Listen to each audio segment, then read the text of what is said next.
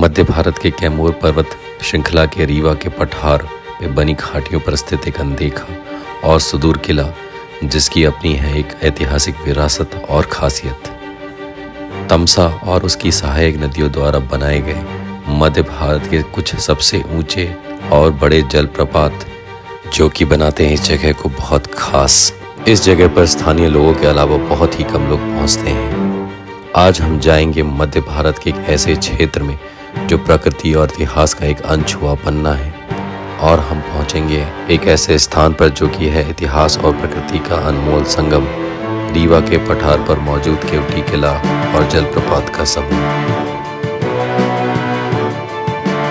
मध्य प्रदेश के एक मुख्य शहर रीवा से सिर्फ 50 किलोमीटर की दूरी पर स्थित है नदियों और कैमूर पहाड़ियों का एक ऐसा इकोसिस्टम जो कि मध्य भारत के कुछ ऐसे अचरजों को जन्म देता है जिसे देखकर आप प्रकृति की प्रशंसा किए बिना नहीं रह पाएंगे।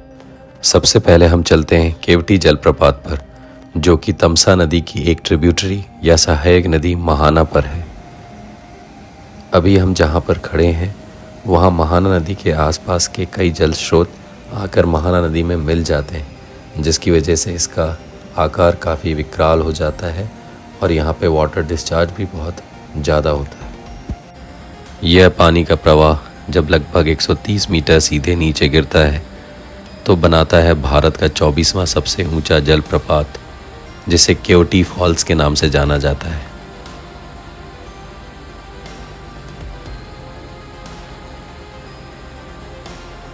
पठार भूमि की यह विशेषता होती है कि जब भी उसके बीच में दरारें आती हैं तो एक कैनियन या एक घाटी का निर्माण होता है, जो कि अपनी ऊंचाई नहीं बल्कि निचाई की वजह से बनती है।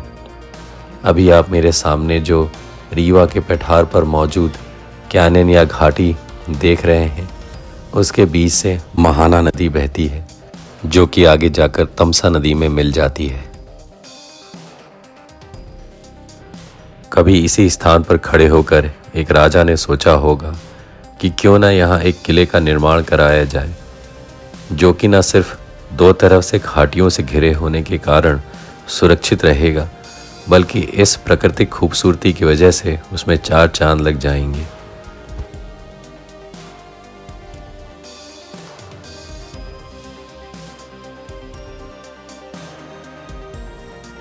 और शायद इसी वजह से 15वीं शताब्दी में केवटी के किले की परिकल्पना की गई होगी, जहां हम थोड़ी देर में जाएंगे।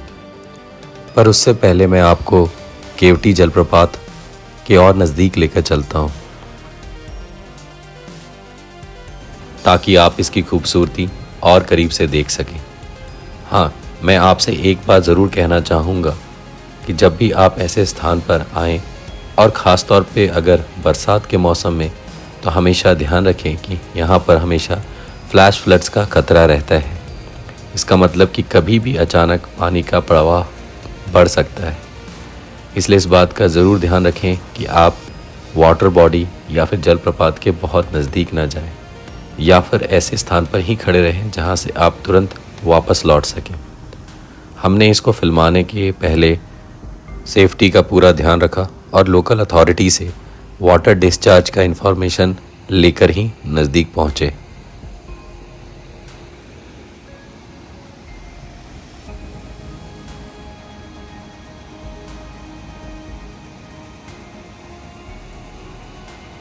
चलिए अब हम चलते हैं केवटी किले की तरफ। वहाँ पहुँचने के लिए आपको इस घाटी के बराबर चलते हुए केवटी गांव से होकर जाना पड़ता है, जो कि लगभग यहाँ से 2 किलोमीटर की दूरी पर है। केवटी फोर्ट तक पहुँचने का रास्ता काफ़ी खूबसूरत है और यह एक मिडव यानी घास के मैदान की तरह दिखाई पड़ता है, जो कि सर्दियों के मौसम में और भी बहुत खूबसूरत हो जाता है। केवटी किला पहुंचते ही जो चीज़ सबसे पहले आपका ध्यान आकर्षित करती है वह है इसका आर्च के आकार में बना हुआ एंट्री गेट, जो कि अमूमन भारत के इस एरिया में और किसी किले में देखने को नहीं मिलता। इस किले का निर्माण बांधवगढ़ के महाराज शालीवाहन, जो कि रीवा राज्य के शासक थे, उनके पुत्र तागमल ने 15वीं शताब्दी में करवाई थी। किले का एक बहुत ही महत्वपूर्ण इतिहास 19वीं शताब्दी से है। 1857 जो कि आज़ादी का पहला संघर्ष माना गया है, उसमें इस किले का एक बहुत बड़ा योगदान रहा है। 1857 के संघर्ष के समय ठाकुर रणमत सिंह जी, जिनका जन्म सतना जिले के मानखड़ी गांव में हुआ था, वह उस वक्त रीवा राज्य के एक काफ़ी उच्च पद पर आसीन थे। उन्हें रीवा राज्य में सरदार की उपाधि भी दी गई थी। ठाकुर रणमत सिंह के बहादुरी के किस्से काफ़ी दूर दूर तक मशहूर थे। 1857 के आंदोलन से प्रभावित होकर उन्होंने भी अंग्रेज़ों के खिलाफ तलवार उठाई, जिसमें उनके साथ लगभग 2000 और सैनिक मिल गए। 1857 में जब अंग्रेज़ों को ठाकुर रणमत सिंह के यश का पता चला तो उनको पकड़ने की कार्रवाई शुरू की गई। उस वक्त रणमत सिंह जी ने इसी किले में शरण ली थी। बाद में जब अंग्रेज़ों को उनके ठिकाने का पता चला तो कर्नल ऑसबॉर्न के नेतृत्व में अंग्रेज़ों ने इस किले पर हमला किया, पर ठाकुर रणमत सिंह ने अंग्रेज़ों को काफ़ी बड़ा झटका दिया और यहाँ सैकड़ों की तादाद में अंग्रेज़ी सेना के लोग मारे गए।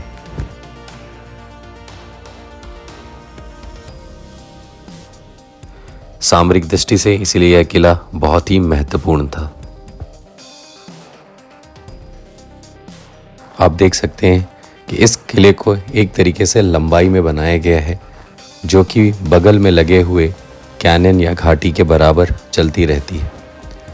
इस घाटी में से महाना नदी बहती है और एक तरीके से किले को यहाँ से एक प्रोटेक्शन मिलता है कि यहाँ से कभी भी कोई शत्रु किले के ऊपर आक्रमण नहीं कर सकता, और इसलिए यह किला दो साइड से पूरी तरीके से प्रोटेक्टेड रहता है। किले की तरफ से भी आप केवटी जलप्रपात का विहंगम दृश्य देख सकते हैं और यहाँ से केवटी फॉल्स का पूरा मुहाना नज़र आता है। चलिए किले के बचे हुए कुछ और हिस्सों को एक्सप्लोर करते हैं।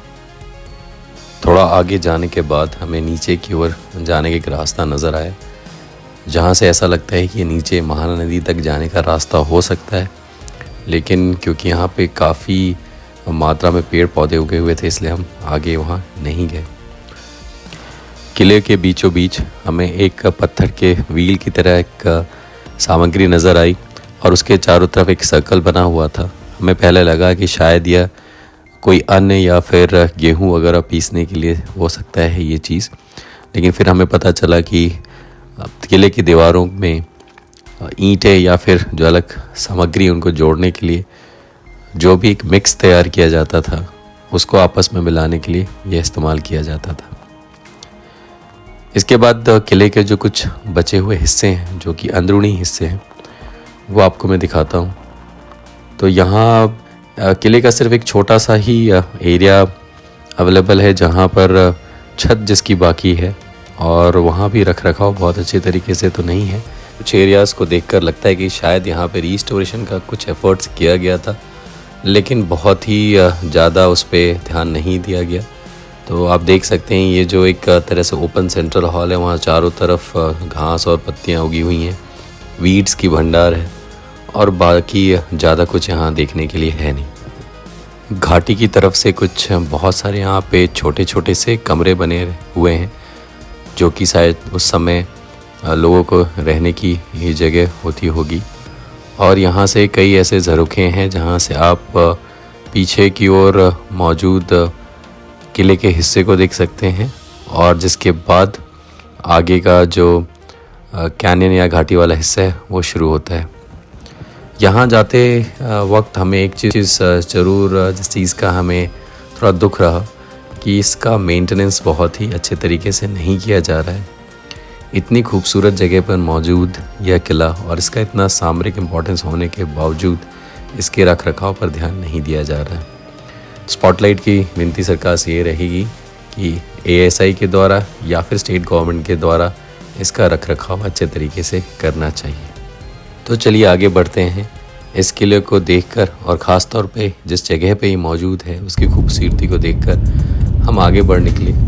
और जैसा कि हमने आपको शुरू में कहा था की महाना नदी, जो कि आगे जाकर तमसा नदी में मिल जाती है। और तमसा नदी एक गंगा की बहुत ही इम्पॉर्टेंट ट्रिब्यूटरी या सहायक नदी है।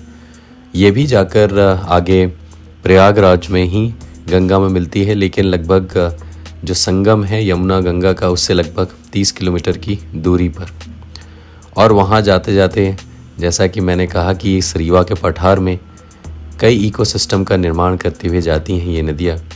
और उसी खूबसूरत इकोसिस्टम को देखते हुए जब आगे बढ़ते हैं तो एक दूसरे जलप्रपात की तरफ हम बढ़ चले, जिसका कि नाम है पूर्वा जलप्रपात या पूर्वा फॉल्स। यह फॉल तमसा नदी पर है और ये भी एक सिंपल ग्रेडियंट फॉल है जो कि सीधे पठार से नीचे की ओर गिरती है। तमसा नदी जिस पर यह जलप्रपात है उसका उद्गम कैमूर रेंज की पहाड़ियों पर लगभग 2000 फीट ऊंचाई पर होता है।